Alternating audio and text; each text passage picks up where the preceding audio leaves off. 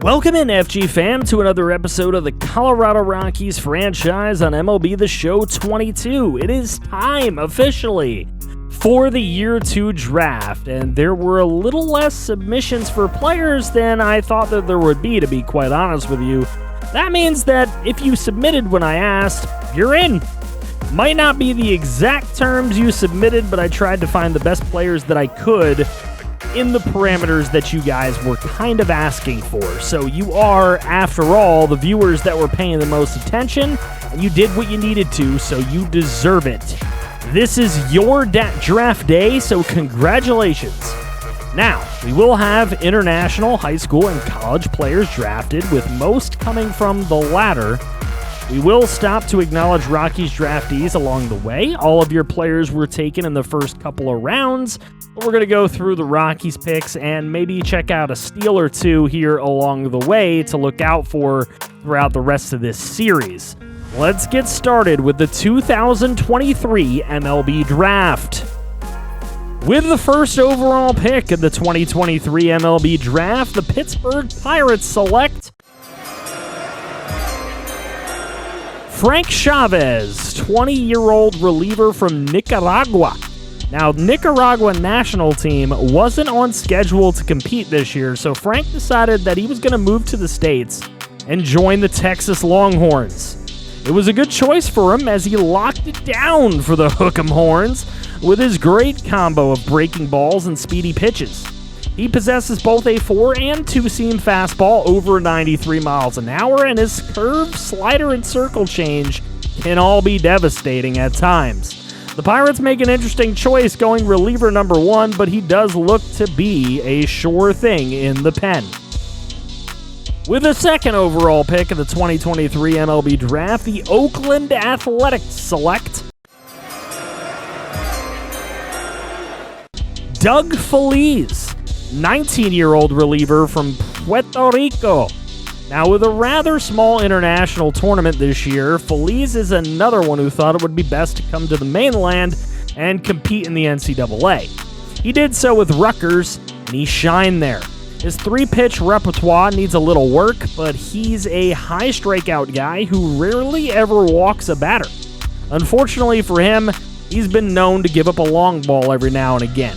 But if he can get his command of his 4-seamer, slider, and changeup, it can be enough to give the quality innings from the pen that major league teams are looking for. Look out for a possible switch to closer with his level of clutch play, or he could just be a really great setup man in a really nice 1-2 punch. Another reliever off the board here, too, in the first 2 picks. With the third overall pick of the 2023 MLB Draft, the Texas Rangers select Yo-Yo Bombs, 22-year-old first baseman from Venezuela. Now, one of the few international prospects to stay in his homeland, Bombs, or La Bomba, as they call him, has, as he should with a name like his, intense power. He needs to work on his plate vision, and his discipline, and his fielding, and his base running isn't the best, but he can sure crack a few baseballs. With the 4th overall pick in the 2023 MLB Draft, the Washington Nationals select Maurice Lynch, 20-year-old starting pitcher who chose his mom's alma mater, Tennessee, over his hometown Mizzou Tigers. Now, Lynch was on fire this year in the NCAA, and he's going to come into the league with some of the best potential of any prospect this season. That being said, he doesn't have anything tremendous about him right now, but his stuff is very solid with a nice mix of wild breaking balls and flaming fastballs. We're going to have to see how his game translates to the big show. With the 5th overall pick in the 2023 MLB Draft, the Miami Marlins select Thomas Yamada, 20-year-old closer from Japan. Yamada is a very clutch, high strikeout closer who is tough to get a hit off of. His fastball isn't untouchable, but when mixed with his slider and circle change, it's quite a big difference in speed, and it does help to get batters out. Yamada makes 3 bullpen arms and 4 total arms in the first 5 picks. With a 6th overall pick in the 2023 MLB Draft, the Cleveland Guardians select Ernest Cabrera, a 20-year-old right fielder, also from the Tennessee Volunteers. Now, Ernest is the most raw prospect selected thus far, as the first 5 selections seem to be based on MLB ETA. But not here. Cabrera will take a while to become the player everyone thinks he can be, as he has a lot to improve on at the plate. His durability should keep him on the field and give him the opportunity to learn and grow, as the only thing he excels at right now is base running. It's clear the Guardians are planning to use some patience with this pick. With the 7th overall pick in the 2023 MLB Draft, the Baltimore Orioles select Slade Turner, the 19-year-old left fielder out of Solitude High School. Now, scouts went to a Solitude game for their opponent, Bishop Whittemore. We'll get to that later. But they found Turner. He bat .527 in his senior year, as he has dangerous vision and contact against both lefties and righties.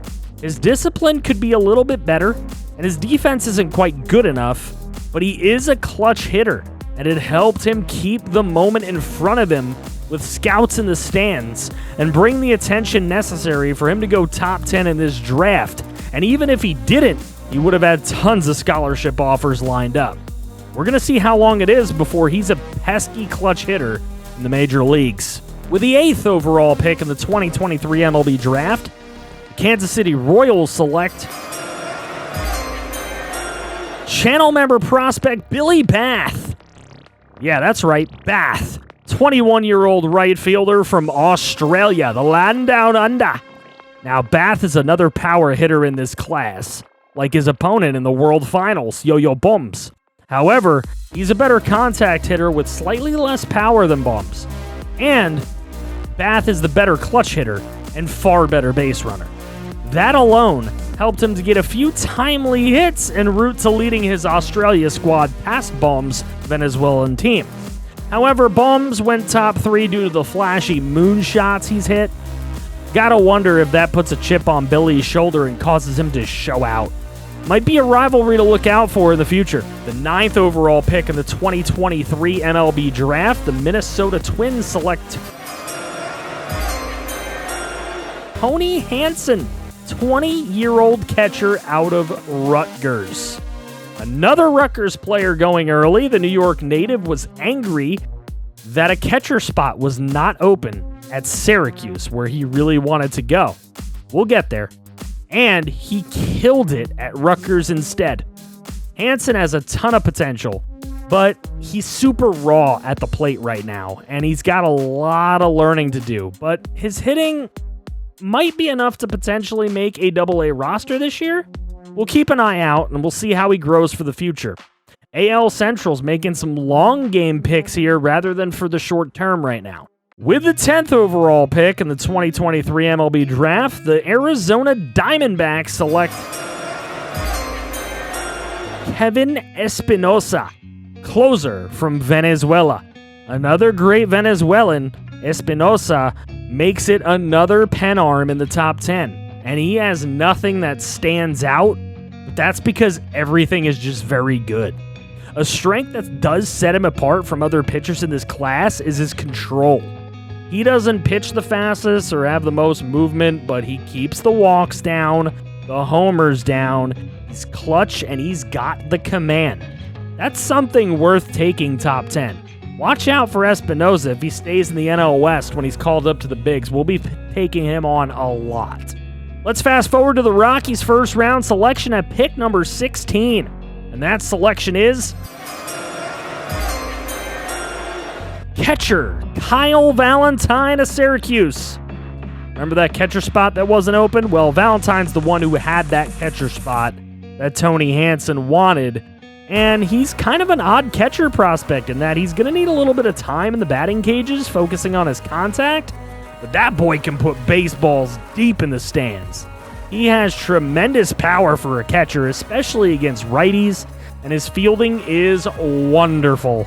Kyle Valentine could give this Colorado Rockies organization a true everyday catcher that it seeks. That is, if William Contreras fails. The sky is the limit for the prospect Colorado hopes could be the next Mike Piazza. With a 21st pick in the first round, the Toronto Blue Jays select shortstop Tim Jackson, a 20-year-old out of Oregon. He'll have to travel a long way to play ball, but he may not need to wait too long to make the big leagues. In fact, with Bo Bichette on the Blue Jays, he might see a trade in his near future. He's that ready. He's not the fastest, but he is a smart runner. He plays solid defense, and as far as hitting, he's got great vision, a clutch bat, and some real good solid contact. He can be a real force at shortstop in the league for years to come. With the 28th pick in the first round, the Chicago White Sox select Jackson's teammate and channel member, left fielder Luke Rhodes, out of Oregon, of course. Luke doesn't hit many long balls, but he's fast and a solid base runner. He has a great arm in the field, despite not being the greatest fielder. At the plate, he's trouble for righties, but lefties, conversely, have troubled him. However, his vision, discipline, and clutch combo always make him a threat at the plate regardless. He and Jackson were dangerous ducks, and now they will have the potential to see each other in the American League postseason within the next few years. We'll have to see how that one shakes out. With the final pick in the first round, 30th overall, the Los Angeles Dodgers select center fielder Waylon Spafford. One word to describe Spafford? Fast. He's a demon on the base paths. Unfortunately for him, that's really all that's developed in his game during his time with the Texas Longhorns. The 21-year-old has a lot of work to do in the minors, but he has the potential to be one of the peskiest players in the history of the league if he puts in that work. Into the second round we go. To the fourth pick of the second round, and heading to the Washington Nationals is catcher Jared Seibel out of Bishop Whittemore High School. Now, Seibel is part of a team that won 48 straight games, with the 48th coming against Solitude High School with tons of scouts in the stands. Remember, I told you we'd get to it. They weren't there to see Seibel, though, as his team is chock full of potential NCAA and MLB players, but he did catch their attention, driving in 2 of the 16 runs scored that day. Not sure he plays enough defense to be an everyday catcher in the minors just yet, but hopefully the Nats have room in AA for him to begin his learning process. With the 5th pick in the second round, Miami Marlins select starting pitcher Jay Clay. Now, the New Jersey native stood home for 4 years at Rutgers and has grown a lot playing in Piscataway. He has devastating break with a slurve, changeup, and sweeping curve. His fastball only reaches 92, but it's enough of a change from his breaking balls to confuse the heck out of hitters. Surprisingly, one of his best traits is pitching out of jams. With the amount of hits he gives up, he's going to need to get out of them often. We'll see how he grows in that Marlins organization, but he's got the potential to be great. With the 16th pick in the second round, our Colorado Rockies select starting pitcher Angelo Elez out of Notre Dame. Now, Angelo has terrific ability to pitch deep into games and get out of jams, just like Jay Clay. His control, velocity, and break combo is wonderfully even, and it helps him get outs. However, he is low strikeout and high walk, and that's not exactly the greatest. He's got some growing to do, but with our training staff, Elez could be a great starter for our pitching stable, and boy, do we need that. 17th pick in the second round, the Atlanta Braves select starting pitcher Ben Swerve from the University of Florida. Now, Swerve has a 95-mile-an-hour four-seam heater and a 93 cutter as well. However, he's not a high strikeout guy. So it's going to be up to Atlanta's organization and pitching staff to find out why such heat cannot strike out hitters.